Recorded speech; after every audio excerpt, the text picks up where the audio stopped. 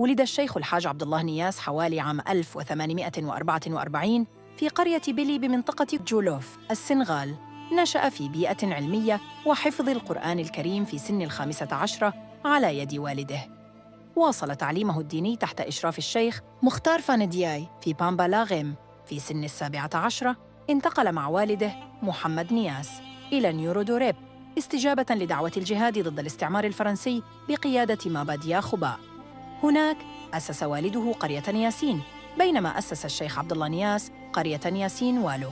بعد وفاة مابا دياخوبا واجه الشيخ عبد الله نياس اتهامات بالتحريض على التمرد ضد السلطات الاستعمارية، مما أدى إلى نفيه إلى غامبيا. في عام 1910 أدى فريضة الحج وزار فاس بالمغرب، حيث تواصل مع الزاوية الأم للطريقة التيجانية. عند عودته في عام 1911 زار تيفاوان والتقى بالشيخ الحاج مالك سي الذي ساعده في الحصول على إذن من السلطات الفرنسية للاستقرار في السنغال. نتيجة لذلك أسس قرية ليونان ياسين في كاولاك عام 1912.